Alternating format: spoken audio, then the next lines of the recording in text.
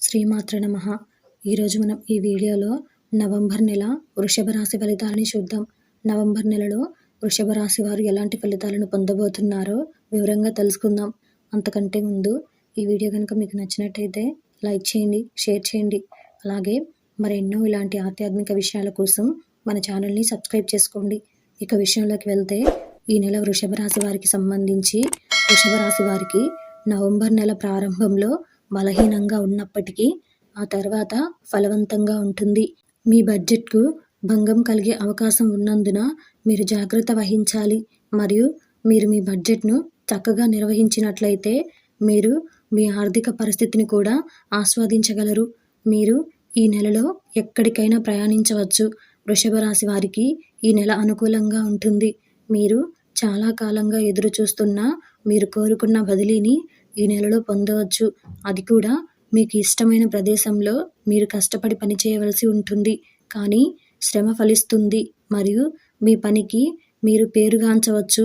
మీరు మీ పనిలో బిజీగా ఉండవచ్చు మరియు మీ కుటుంబ వాతావరణం మీ చదువులకు ఆటంకం కలిగించవచ్చు.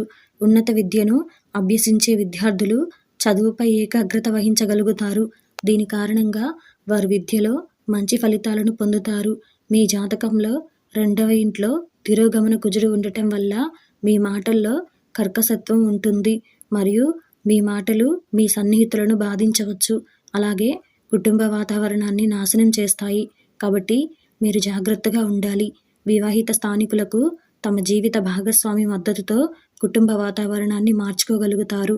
మీరు ఎంచుకున్న భాగస్వామిని వివాహం చేసుకోవడంలో విజయం సాధించవచ్చు. మరో మాటలో చెప్పాలంటే, మీరు మీ ప్రియమైన వారిని వివాహం చేసుకోవటానికి ఒప్పిస్తారు. పెళ్లి కాని స్థానికులకు కూడా ఈ సమయంలో పెళ్లి చేసుకునే అవకాశాలు ఎక్కువగా ఉంటాయి. మీ వైవాహిక జీవితంలో ఒత్తిడిని పెంచుతుంది. మీ మనస్సులో కోపం పెరుగుతుంది మరియు అది మీ సంబంధానికి హాని కలిగిస్తుంది. మీ ఆదాయానికి లోటు ఉండదు మరియు మీరు సమతుల్యతను కలిగి ఉంటారు.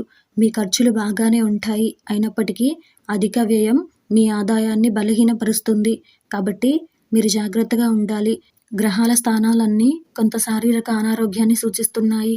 కాబట్టి ఈ సమయంలో మీరు మీ ఆరోగ్యాన్ని జాగ్రత్తగా చూసుకోవాలి. చిన్న చిన్న సమస్యలకు శ్రద్ధ వహించండి. అప్పుడు మాత్రమే మీరు వాటికి సకాలంలో చికిత్స పొందుతారు. లేదంటే అనారోగ్యకరమైన జీవితాన్ని గడపవచ్చు. అనుకూలమైన శుభ ఫలితాల కొరకు మీరు మహాలక్ష్మి దేవికి పూజ చేసి శ్రీ సూక్తాన్ని కూడా పఠించవచ్చు.